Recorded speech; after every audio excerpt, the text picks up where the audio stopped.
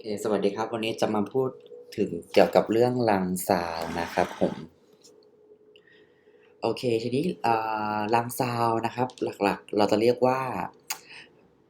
คือคือถ้าเกิดเสียงมันผิดปกตินะครับผมรังซาวน์ถ้าได้ยินเสียงผิดปกติเราจะเรียกว่า adventitious sound นะครับ adventitious sound นะครับผมหรือว่าลักษณะเสียงที่มันผิดปกติหรือว่า abnormal sound เนี่ยหลักๆนะฮะมันจะแบ่งเป็นทั้งหมด2หัวข้อหลักๆก็คือเป็น continuous sound กับ discontinuous sound นะฮะ continuous sound ครับคือเสียงที่มีการลักษณะได้ยินต่อเนื่องนะครับส่วน discontinuous sound คือลักษณะการได้ยินเสียงที่แบบไม่ต่อเนื่องนะฮะ continuous sound นะฮะจะแบ่งเป็น22 sound หลักๆก็คือเป็นแบบ weak sound กับเสียงของ ronchi sound นะฮะส่วน discontinuous sound นะฮะหลักๆจะแบ่งเป็น2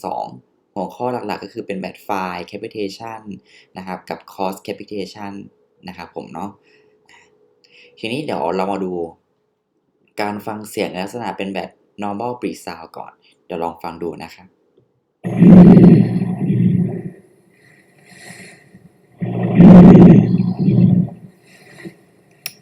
โอเคอีกครั้งหนึ่งเนาะนี่คือ normal breathing sound นะฮะ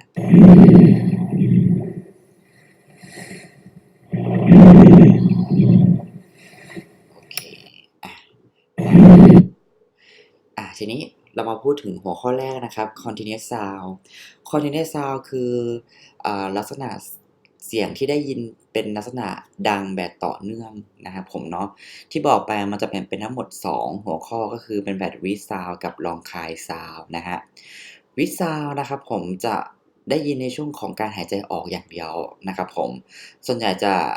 พบในพวก bronchospasm นะฮะ asthma หรือ emphysema นะฮะ หรือเป็นพวกที่เป็นพวก COPD ครับจะเจอเยอะมากนะครับผม with sound จะบอกถึงว่าคนไข้คนเนี้ยครับมีการตีบแคบหรือมีการอุดกั้นของท่อลมส่วนปลายนะครับหรือว่าtrachea ช่วงปลายๆนะครับผมแต่ถ้า Bronchi เนี่ยBronchi จะสามารถได้ยินทั้งช่วงของการหายใจเข้าและหายใจออกนะครับผม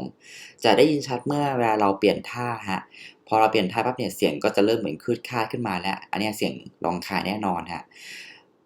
ร้องคายเนี่ยจะบ่งชี้ว่าคนไข้คนเนี้ยเนี่ยมีการตีบแคบหรือมีการอุดกั้นของท่อลมส่วนต้นนะครับผมหรือ trachea ส่วนต้นๆนะครับผมส่วนใหญ่แล้วเนี่ยร้องคายจะพบในกรณีที่มีเสมหะเหนียวมากแล้วมาเกาะที่ผนังหลอดลมนะฮะอย่างเช่นพวก bronchitis เป็นต้นนะฮะเดี๋ยวเรามาฟังเสียงของ Wheeze Sound ก่อนนะฮะ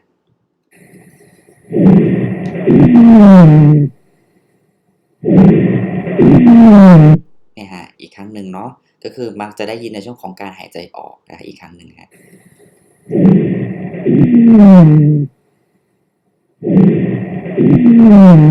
โอเคฮะวิซาวเนาะจะได้ยินในช่วงของการหายใจออกนะครับทีนี้มาดูลองคายซาวกันบ้างนะฮะ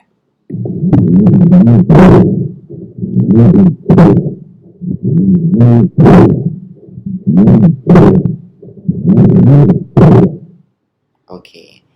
อีกครั้งหนึ่งเนาะลองคายซาวจะได้ยินทั้งการหายใจเข้าและการหายใจออกนะฮะ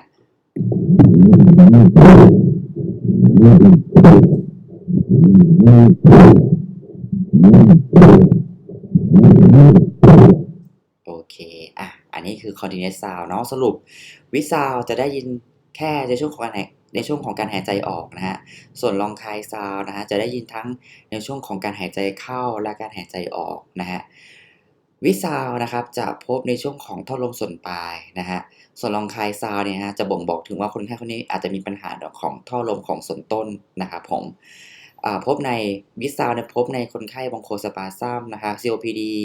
asthma emphysema นะฮะ ส่วนรองคายจะพบในคนไข้ที่เป็นพวก bronchitis นะฮะโอเคทีนี้ต่อมานะครับผมเดี๋ยวเรามาดูสรุปอีกครั้งหนึ่งนะฮะพี่ซาวที่บอกไปคือจะเป็นการตีบแคบของท่อลมนะครับผมท่อลมในช่วงของช่วงบริเวณช่วงปลายๆนะครับผมเนาะจะพบในคนไข้พวก COPD นะครับผม asthma นะครับผมส่วนรองคายนะครับผมจะพบใน คนไข้ที่มีปัญหาทางด้านของท่อลมในส่วนของต้นๆเนี่ยครับผมเนาะก็คือลำคาญเนี่ยเสียงมันจะดีขึ้นก็ต่อเมื่อคนไข้ไอออกไปแล้วเสียงก็จะเคลียร์ขึ้นนะฮะโอ โอเค ทีนี้ต่อไปนะครับผมจะเป็นประเภทของพวก discontinuous sound นะครับผม คือลักษณะเสียงที่